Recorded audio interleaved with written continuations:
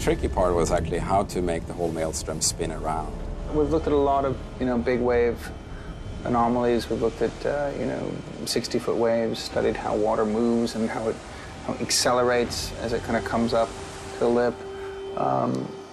And we're just, trying to create something that we buy, that we believe. When you see a wave, there's this incredibly complicated thing going on. It's not a simple process. You've got all the water molecules and everything is kind of interacting, and it's creating foam and spray and mist, and all sorts of chaos is happening.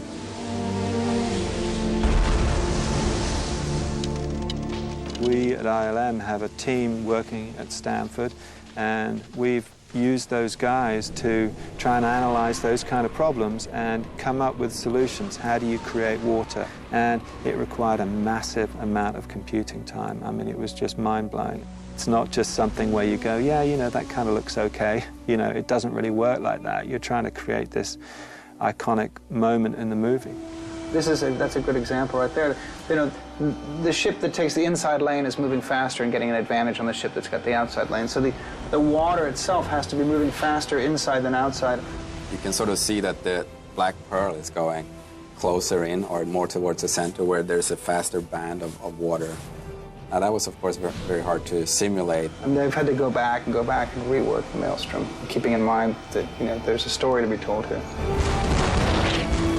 What's happening in the foreground is pretty complicated as well. There's a gigantic battle happening between the crew of the Black Pearl and the crew of the Flying Dutchman. So we have computer-generated characters in the midst of lots of rain and atmospherics and splintering wood.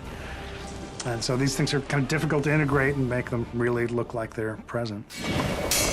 During the maelstrom sequence, Captain Jack Sparrow and Davy Jones engage hand-to-hand combat on the top of the yardarms of the big Flying Dutchman vessel.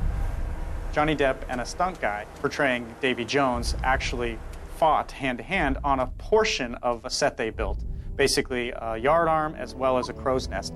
That allowed Gore to direct the action as well as create most of the camera moves on set.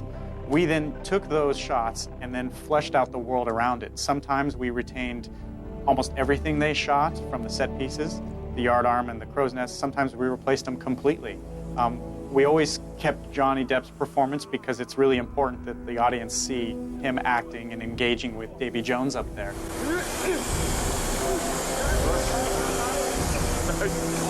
But it definitely was a challenge to try to build this world around them as well as make it all believable. When that shot starts, it starts off as a completely digital shot. We start with a digital version of Johnny Depp at the beginning of the shot, primarily because the camera move was so long and extensive. So we do a transition from our digital Johnny into our practical double right there. So before this rigging piece flies across camera, this is our digital Johnny Depp, and as soon as it flies past, then it becomes Johnny Depp on set.